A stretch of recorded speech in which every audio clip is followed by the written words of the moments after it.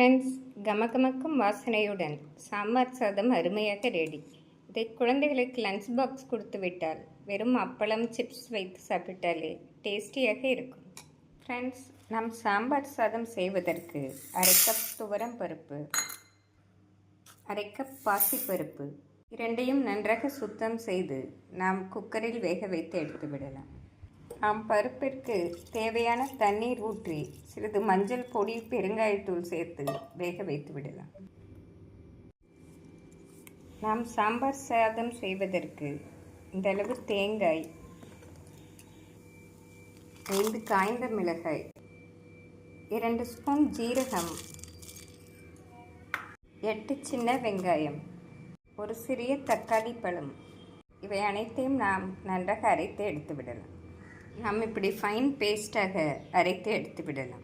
நாம் சிறிதளவு புளியை தண்ணீர் ஊற்றி ஊற வைத்து விடலாம். சாம்பார் சாதத்திற்கு ஒரு பெரிய வெங்காயம், 2 தக்காளி, நம்மிடம் இருக்கும் காய்கறிகளை நறுக்கி எடுத்து விடலாம். நாம் சாப்பாட்டு அரிசி 1/2 டம்ளர் எடுத்து மிக்சியில் பொடித்து விடலாம். நாம் சற்று கரகரப்பாக பொடித்தால்தான் சாம்பார் சாதம் குழைவாக வரும். அது கொரகொரப்பாக அரிசியை நாம் பொடித்து எடுத்து விடலாம். ஃப்ரெண்ட்ஸ், பருப்பு நன்றாக வெந்து வந்துவிட்டது. நாம் இப்பொழுது சாம்பார் சாதம் தாளித்து விடலாம். நாம் புளி தண்ணீரை கரைத்து பருப்புடன் சேர்த்து விடலாம். நாம் சாம்பார் சாதம் தாளிப்பதற்கு குக்கரில் 2 ஸ்பூன் நெய் ஊற்றி விடலாம். நெய் சேர்த்த பின் 4 ஸ்பூன் எண்ணெய் ஊற்றி விடலாம். எண்ணெய் காயவும் கடுகு, உளுந்து, ஜீரகம் போடலாம்.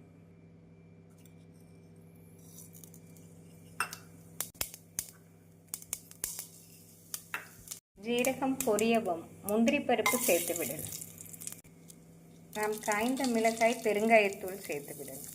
இதனுடன் நாம் நறுக்கிய வெங்காயத்தை சேர்த்து விடலாம்.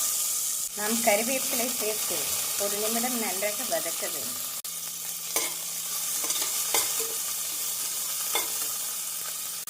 வெங்காயம் இந்த அளவு வதங்கவும் நாம் நறுக்கிய தக்காளி பழத்தை சேர்த்து விடலாம்.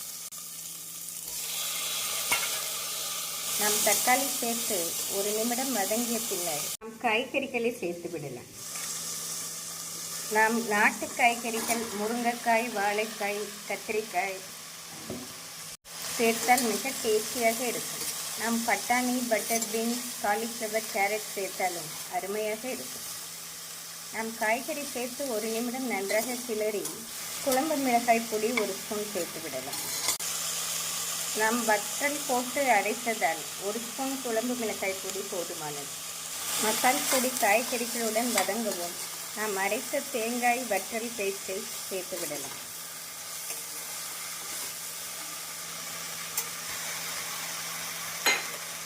நாம் நன்றாக மிக்ஸ் செய்து நாம் பருப்பை இதனுடன் சேர்த்து விடலாம்.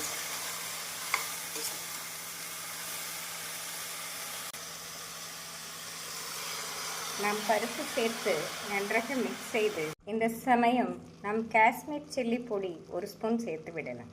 இது சேர்ப்பதால் சாம்பார் சாதம் பார்ப்பதற்கு கலர்ஃபுல்லாக இருக்கும். நாம் இந்த சமயம் அரிசியை சேர்த்து விடலாம். நாம் அரிசி சேர்த்து பருப்பு காய்கறிகளுடன் நன்றாக மிக்ஸ் செய்ய வேண்டும். 1 நிமிடம் மிக்ஸ் ஆன பின் நாம் தண்ணீர் ஊற்றி விடலாம்.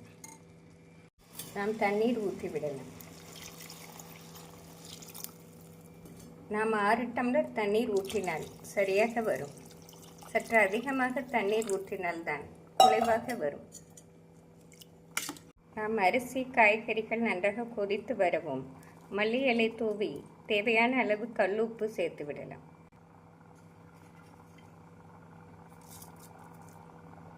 நாம் குக்கரை மூடி நாம் ஹை ஃப்ளேமில் ஒரு சத்தம் வைத்து மீடியம் ஃப்ளேமில் 15 முதல் 20 நிமிடம் வைத்து விடலாம். நாம் ப்ரெஷர் ரிலீஸ் ஆகவும் திறந்து விடலாம்.